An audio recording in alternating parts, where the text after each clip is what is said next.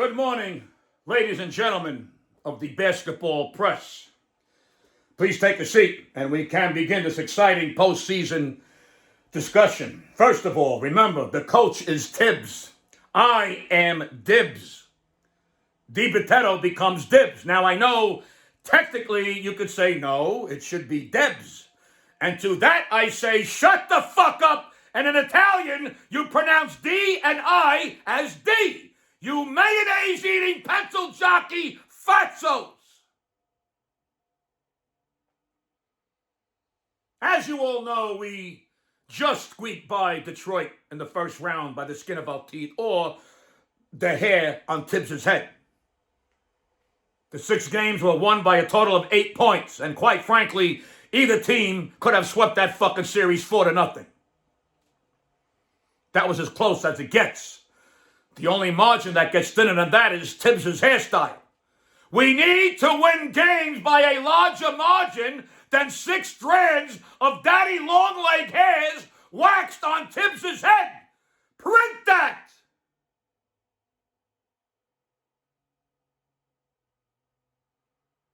Look, the Celtics are not going to be easy. This is a damn good team that won the whole thing last year.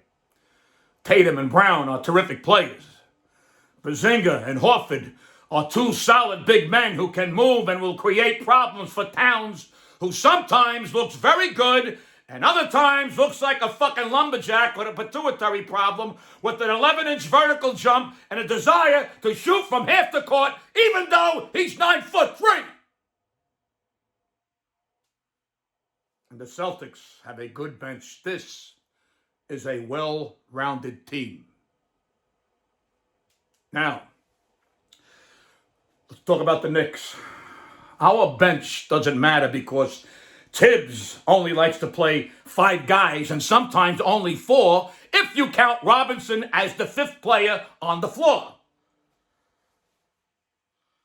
Look, Brunson and Hart are superb players.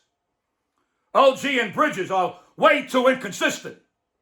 If they bring their A game on both ends, then they will make this a series.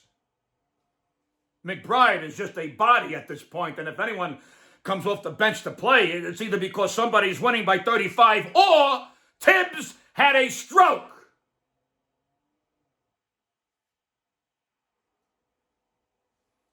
The key here is for Brunson not to take 50 shots a game.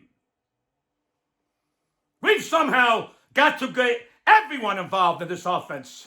I'm a little worried about his physical health because he's like a little piece of expensive china sitting in a store with a bunch of bulls running around. And I could say the same thing about Hart. I wish I had 10 of him.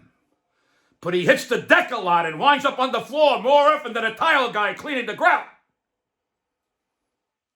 I met with Towns early and I told him, point blank, he's lumbering around. He's got to stop throwing up 40-foot bombs, and when he goes to the hole, he's playing below the rim.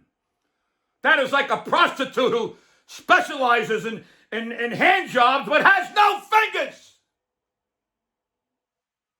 Towns has to establish a low post presence. He looks like a tugboat in a port full of speedboats, and Robinson is very athletic and quick, and he can jump. When he's on, he's swatting missed shots back out to keep a play alive or jamming the missed shot back in or blocking shots on the other end. He runs and jumps, but he has no offensive game. Nothing. He's like the bathroom attendant in a fancy restaurant, and I can't seem to make him learn how to shoot free throws. He's like a blind man trying to put thread through the eye of a needle.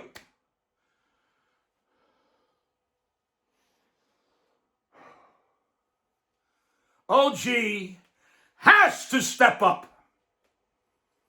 And I'm so glad we gave up every draft pick for Bridges through 2055.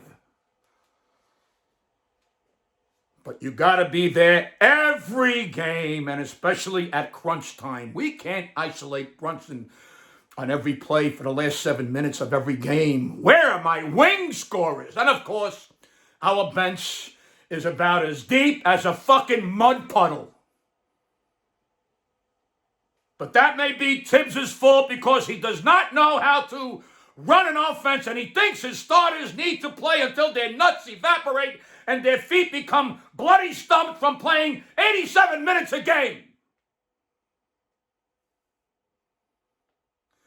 Look,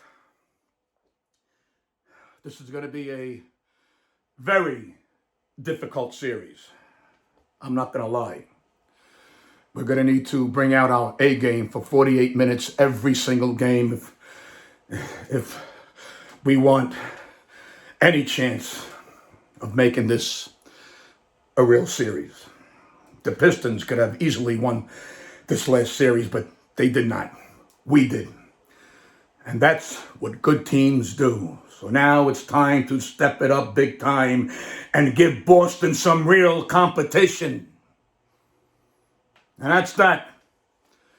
I got to go meet with Tibbs and Rose and try to figure out why we are even playing bench players to come to road games. We might be able to save some travel money. I'll see you on the court tonight.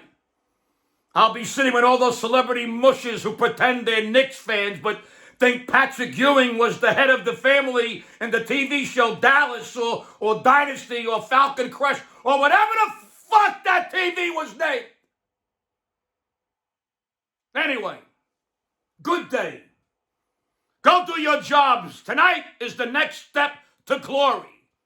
Let's go, Knicks. Go, New York. Go, New York, go.